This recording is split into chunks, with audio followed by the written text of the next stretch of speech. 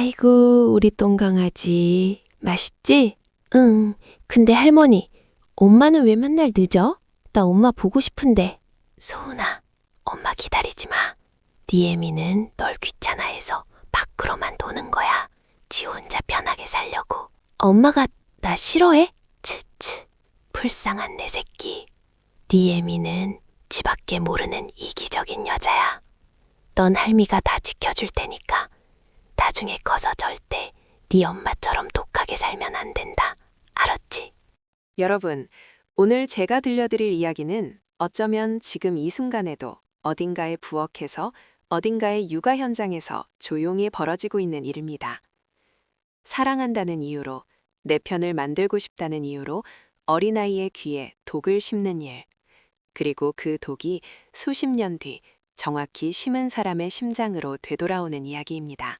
최 여사는 일찍 혼자가 된 분이었습니다. 오직 하나뿐인 아들을 위해 모든 것을 바쳐온 삶이었지요. 아들이 데려온 며느리 지우는 누가 봐도 성실하고 싹싹한 사람이었습니다.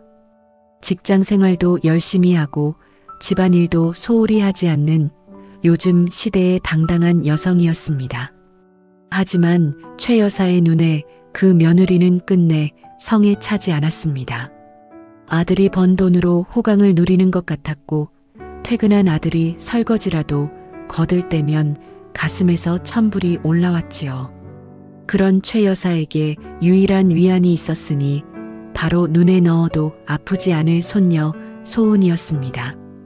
맞벌이를 하는 아들 내외를 대신해 소은이 육아를 전담하게 된 최 여사는 아이를 업고 안으며 키우는 그 시간 속에 자신도 모르게 무언가를 흘리기 시작했습니다. 그것은 바로 며느리에 대한 서운함과 원망이었습니다. 소은아, 너희 엄마는 밖으로만 돌지 너한테 관심도 없어. 할머니가 우리 똥강아지 키워주는 줄도 모르고 지 살기만 바쁜 이기적인 여자야. 말 못하는 어린아이는 할머니 품에 안겨 그 차갑고 서늘한 말들을 자장가처럼 들으며 잠이 들었습니다. 최 여사는 그것이 그냥 넋두리라고 생각했습니다. 어린아이가 무엇을 알겠느냐고 내 편 하나 만들고 싶은 소소한 마음이라고 스스로를 위로했습니다. 하지만 아이의 뇌리는 백지와도 같습니다. 그 백지 위에 최 여사는 매일 조금씩 아주 천천히 검은 독을 한 방울씩 떨어뜨리고 있었습니다. 너희 엄마는 나쁜 사람, 이기적인 사람, 우리를 힘들게 하는 사람, 세상에서 가장 따뜻한 울타리가 되어야 할 엄마라는 존재가 할머니의 혀끝 위에서 조금씩 기형적인 괴물로 빚어지고 있었습니다. 최 여사는 그 사실을 꿈에도 알지 못한 채로요. 시간이 흘러 소은이가 초등학교에 입학하고 고학년이 되면서 최 여사가 뿌린 씨앗은 소름 끼치도록 선명한 싹을 틔우기 시작했습니다. 아이는 무의식 중에 할머니의 눈으로 세상을 그리고 엄마를 바라보게 되었습니다. 퇴근 후 녹초가 된 몸으로 저녁을 차리는 지훈에게 소은이는 차가운 시선을 던졌습니다. 엄마는 계란말이 하나도 할머니처럼 못해? 할머니가 엄마는 집안일에 소질이 없다더니 진짜네. 나는 할머니랑 잘 건데 엄마는 어차피 나보다 회사 일이 더 중요하잖아.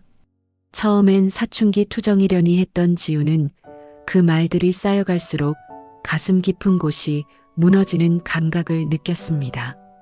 아이의 말투, 눈빛, 심지어 팔짱을 끼고 혀를 차는 모습까지 시어머니인 최 여사를 소름 돋게 빼닮아 있었습니다. 지훈이 조금이라도 목소리를 높이면 최 여사는 득달같이 달려와 소은이를 감싸 안았습니다. 애기를 왜 죽여? 내가 평소에 애한테 해준 게 뭐가 있다고 큰 소리야. 그럴 때면 소은이는 할머니 등 뒤에 숨어 엄마를 노려보았습니다. 그 눈빛 속에는 애정도 존경심도 티끌 만큼 없었습니다.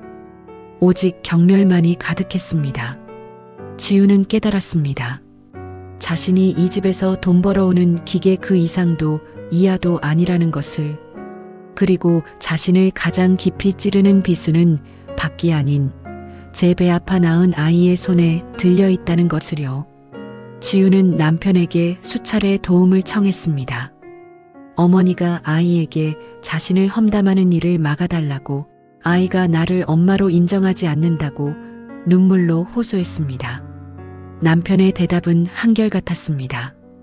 어머니가 연세 드시고 적적하셔서 손녀한테 푸념 좀 하신 건데 왜 그렇게 예민하게 굴어? 애가 크면 다 알게 돼 있어. 당신이 좀 참아. 그 한마디가 지훈의 마지막 끈을 끊어버렸습니다. 나를 지켜주지 않는 남편, 나를 며느리 취급도 하지 않는 시어머니, 그리고 나를 벌레 보듯 경멸하는 딸. 지훈은 이혼 서류를 내밀었습니다. 양육권 분쟁에서 소은이는 법원 조사관 앞에서도 서슴없이 말했습니다. 엄마는 싫어요. 할머니랑 아빠랑 살 거예요. 제 배 아파 낳은 자식의 입에서 나온 그 단호한 목소리에 지우는 피눈물을 흘리며 돌아설 수밖에 없었습니다. 며느리가 짐을 싸서 집을 나가던 날, 최 여사는 내심 쾌재를 불렀습니다.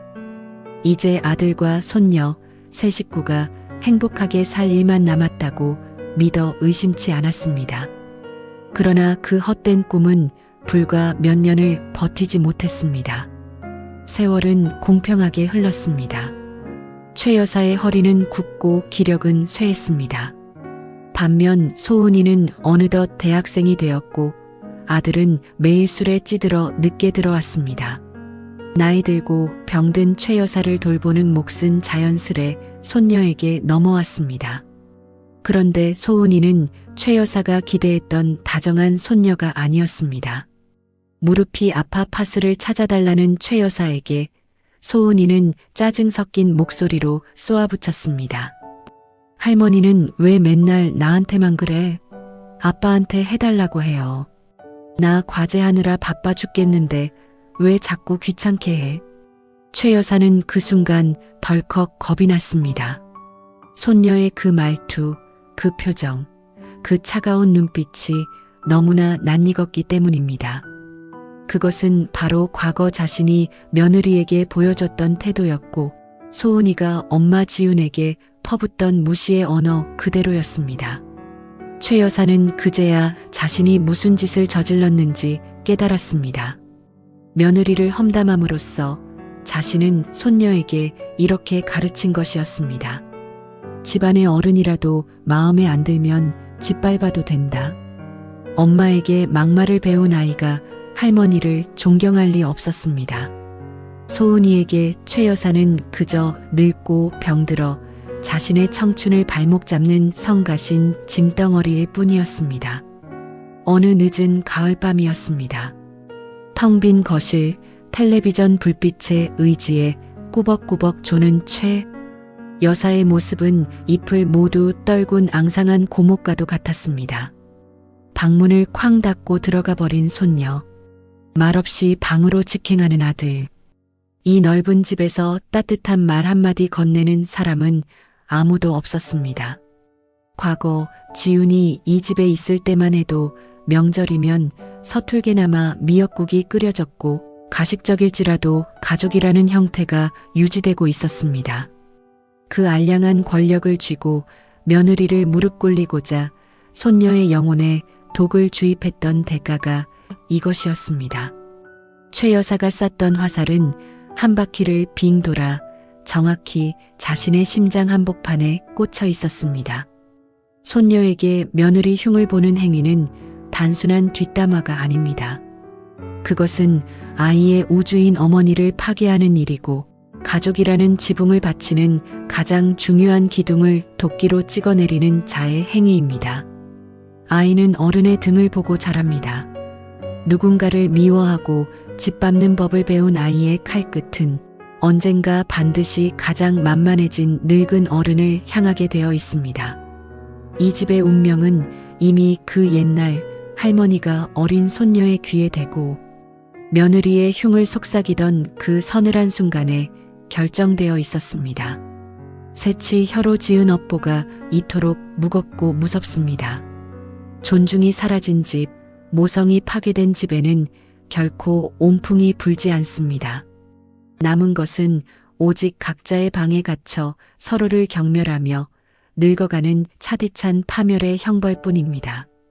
새치 혀로 지은 업보가 이토록 무겁고 무섭다는 것을 빈집의 차가운 바닥에 앉아 최 여사는 죽는 날까지 뼈저리게 후회할 것입니다. 오늘 이야기가 마음에 닿으셨다면 구독과 좋아요로 함께 해주세요. 다음 이야기에서 다시 찾아뵙겠습니다.